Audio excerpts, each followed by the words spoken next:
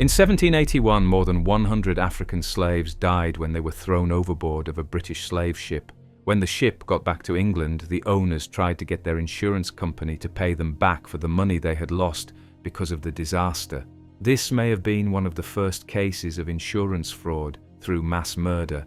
The British public was very interested in this event because it made them think about whether or not people were property and whether or not earnings should come before people. Unfortunately, this wasn't the first time slaves were killed by being thrown overboard, and it wouldn't be the last either.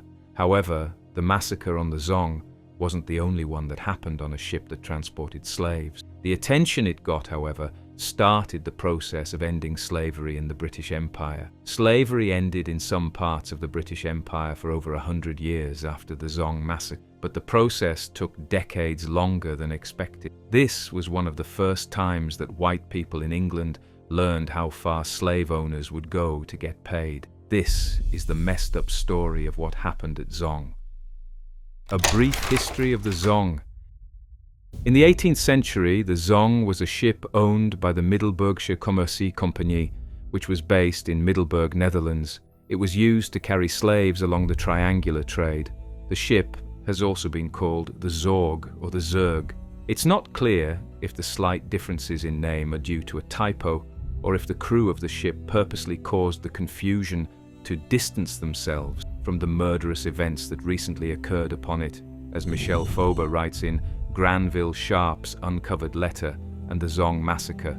According to Face to Face Africa, the Zong was first owned by the Dutch. However, it was taken over by the British government in 1777, and in 1781 it was sold to a group of Liverpool businessmen who traded slaves at Cape Coast, Ghana.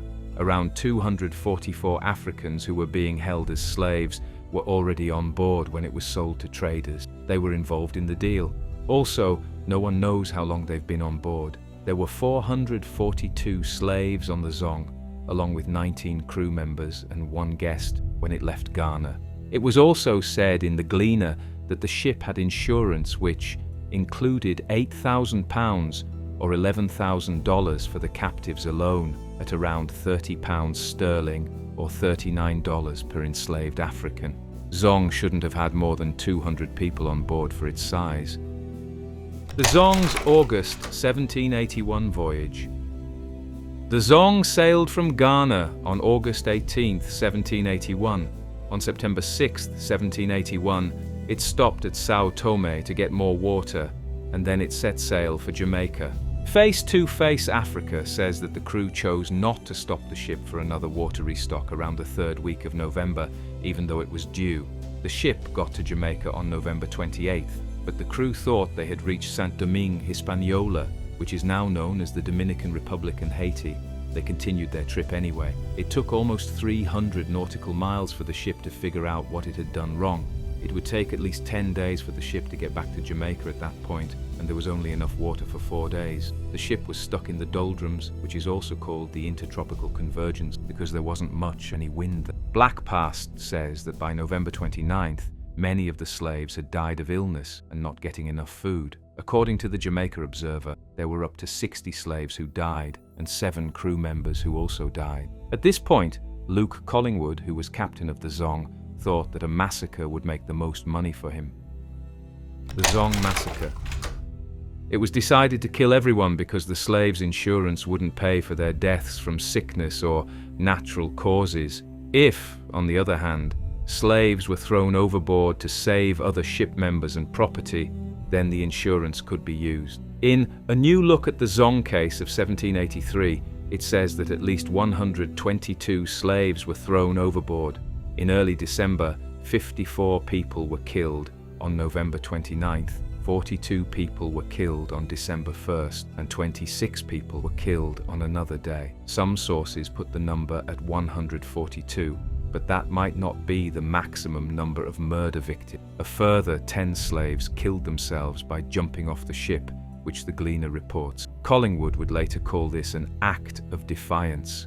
A. Reg writes that as people begged for their lives, one prisoner tried to find a middle ground so that the African slaves would not be thrown into the sea, but instead be denied all food and drink. Someone even got back on the ship after being thrown off, and desperately tried to get the crew to stop killing people. But no one paid attention. People on the team said they didn't have enough water for everyone. When the Zong got to Jamaica on December 22nd, 1781, only 208 of the 442 slaves who had started the trip were still on board.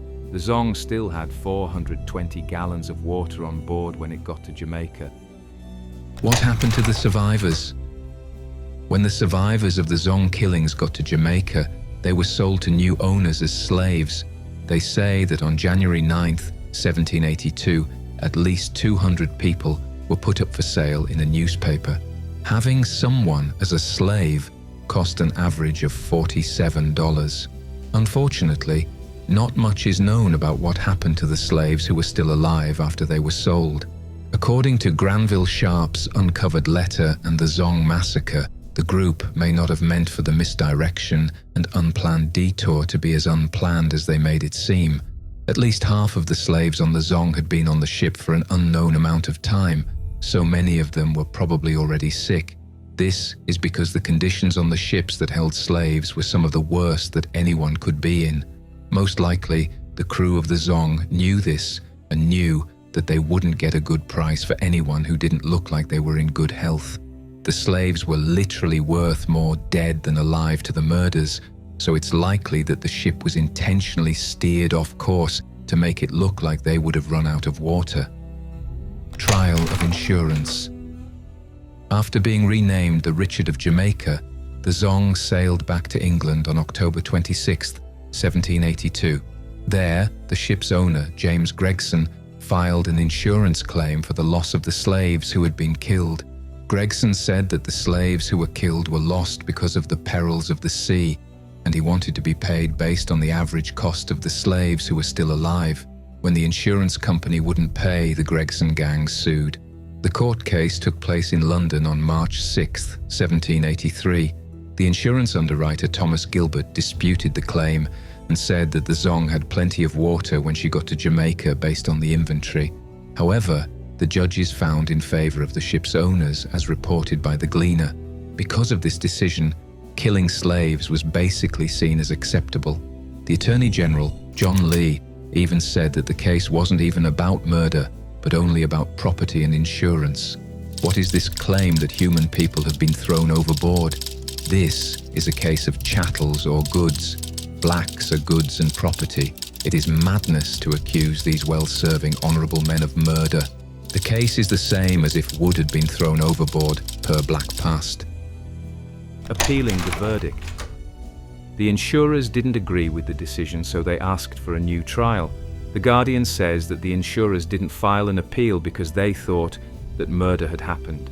Instead, they filed an appeal because they thought the deaths occurred as a result of errors of navigation and mismanagement of the vessel, specifically not having enough water on board. Between May 21st and 22nd, 1783, the insurance and the ship's owners went to the Court of King's Bench to make their case again.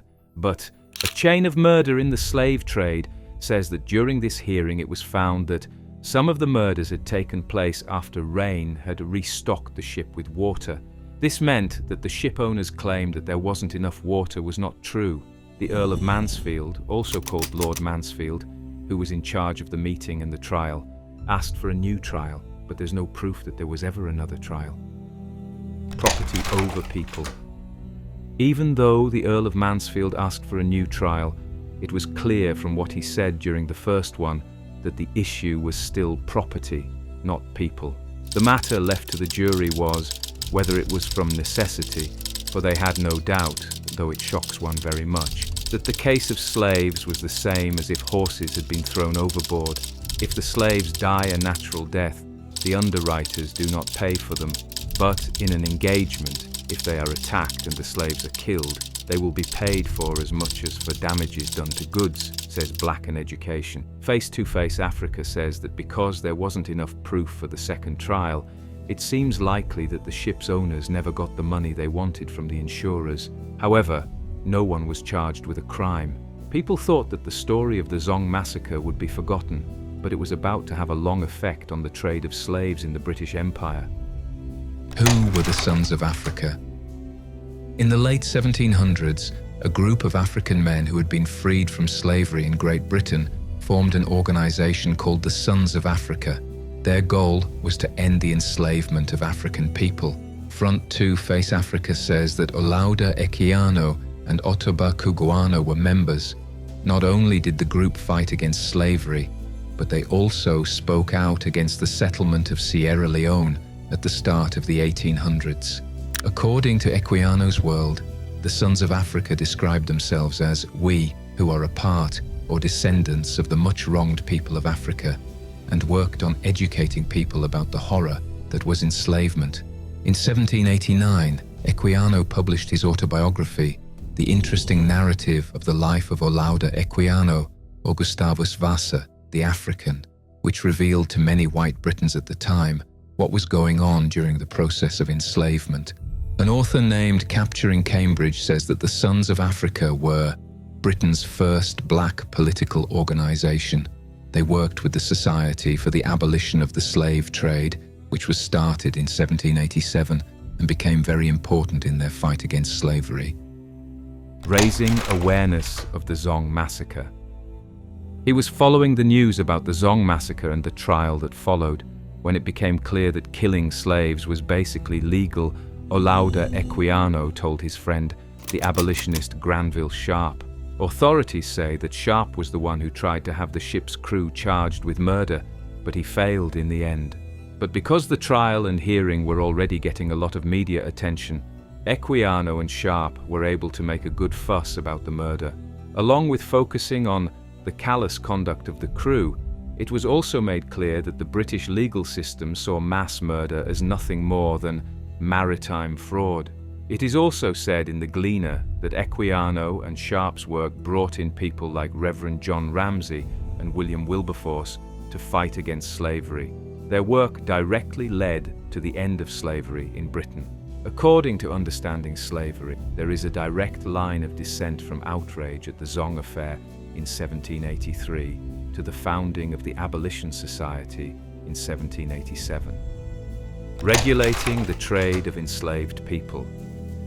The Sons of Africa and the Society for the Abolition of the Slave Trade worked together to get Parliament to pass the Slave Trade Act, also called Dolben's Act of 1788, on July 10th, 1788. History today says that this was the first law in Britain that controlled the slave trade. The Slave Trade Act of 1788 said that ships carrying slaves could only carry 1.67 slaves per ton, up to a maximum of 207 tons burthen, after which only one slave per ton could be carried, according to AAREG. Not more than 2/5 of the slaves could be children, which was another rule. Children and youth in history, on the other hand, says that this act ended up hurting kids and teens. More kids between the ages of 12 and 18 were forced to work as slaves because the act didn't say what a child was. The act also caused a discussion about whether or not making slaves have children would be good for them. This changed the types of people who were being traded as slaves, and not everyone agreed with the idea of rules. William Wilberforce thought that the act took away from the idea that the slave trade was fundamentally unjust and turned it into just an activity that needed further regulation. Olaudah Equiano backed the act. The act had to be extended over and over because it only lasted for 1 year. With the Slave Trade Act of 1799, the Act's rules became fixed in 1799. The Slave Trade Act 1807. In the early 1800s, Parliament was pushed to go even further. On March 25, 1807, the Slave Trade Act was passed, ending the trade in enslaved people in the British Empire. This law also stopped the buying and selling of enslaved people. Slavery wasn't stopped, though, and the Slave Trade Act didn't do much to help Africans. Understanding History says that because of the Slave Trade Act, the killing of African slaves on ships actually increased in the early 19th century. As a result, ships that were illegally transporting slaves would often throw overboard any Africans who were on board when they thought the Royal Navy was about to catch them.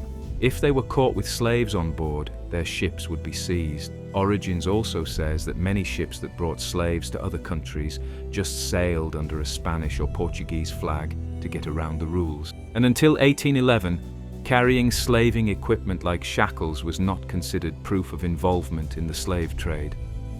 Ending British enslavement. The Slavery Abolition Act of 1833 was the first law in the British Empire to end slavery. This was also half-hearted, according to Origins. That act did not end slavery throughout the whole British Empire. It only did so in Great Britain and the Caribbean. India let people be slaves until 1848, the Gold Coast until 1874, and Nigeria until 1901. After slavery ended, many people were still forced to work for someone else under the guise of indentured service. Later, British officials in Ghana admitted that there was still domestic slavery going on in northern Ghana as late as 1948. The BBC reports that in Great Britain, slavery continued under the name of unpaid apprenticeships, which made people who had been slaves work an extra 6 to 12 years after the Slavery Abolition Act was passed. And while the British government gave £20 million to slave owners as reimbursement, the money did not go to the people who were enslaved. Instead, it went to the people who owned slaves. But all of these wrongdoings can be traced back to the killing on the Zong, even though they are still happening. The owners of the ship chose to sue for money, which made their crimes public. In Jassna, this ensured that the story of the Zong was transformed from a murderous secret among the small handful of sailors who carried out the killings and their employers in Liverpool into a highly visible political and legal issue.